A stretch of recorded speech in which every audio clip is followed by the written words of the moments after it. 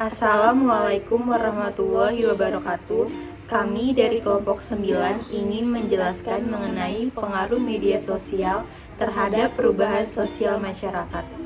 Saya Nisa Aprilani dengan NPM 1935165165122.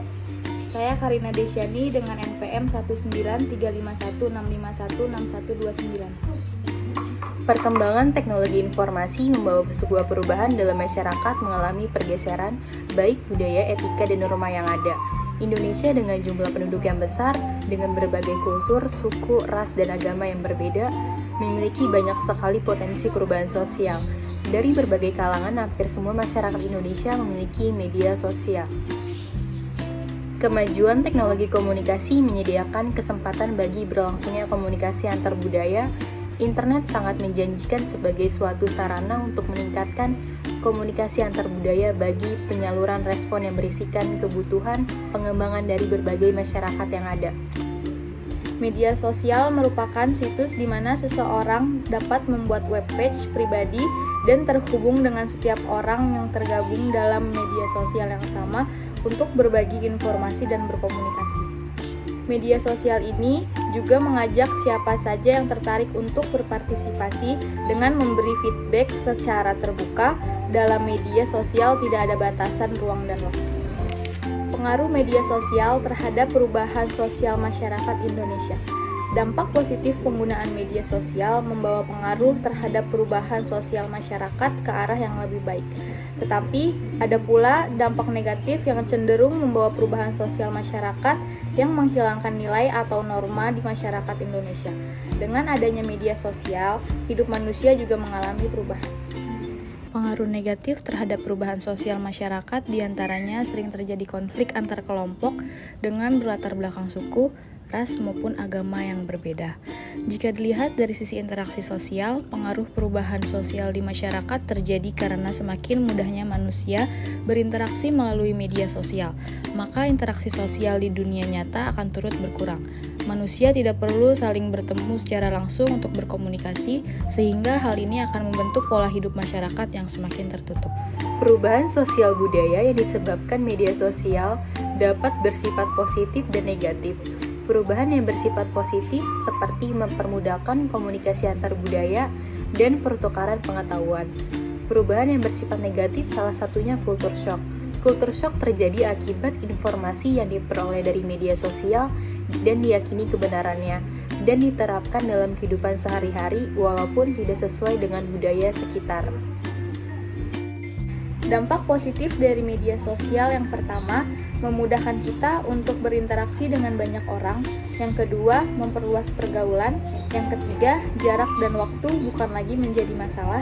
Yang keempat, lebih mudah dalam mengekspresikan diri. Dan yang kelima, penyebaran informasi dapat berlangsung secara cepat. Ada pula dampak negatif dari media sosial. Yang pertama, menjauhkan orang-orang yang sudah dekat dan sebaliknya.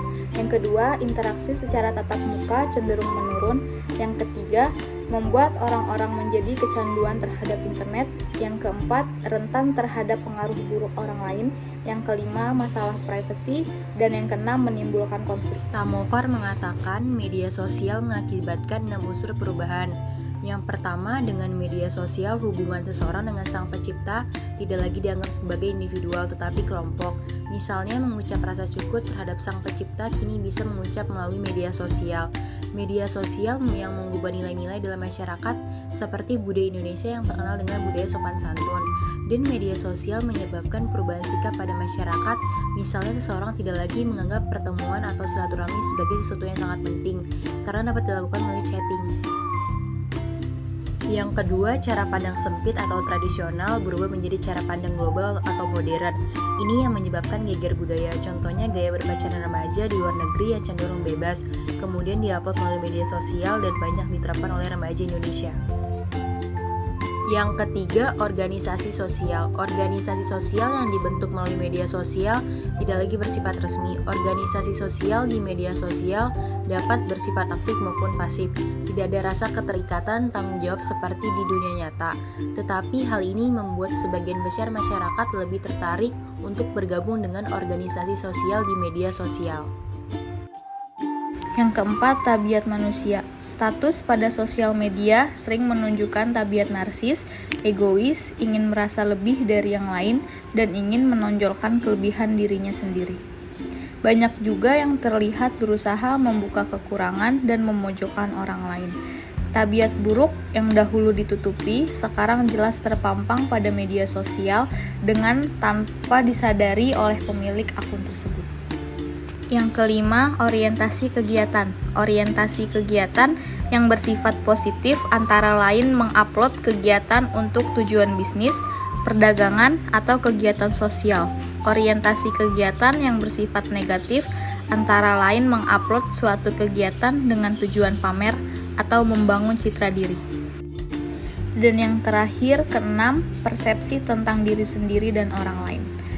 Perilaku penggunaan sosial media yang berusaha membangun konsep diri mereka sendiri dengan menuliskan status pada sosial media mereka, mengekspos diri sendiri untuk mendapatkan perhatian orang lain, dengan mengupload foto untuk berlomba mendapatkan like dari orang lain.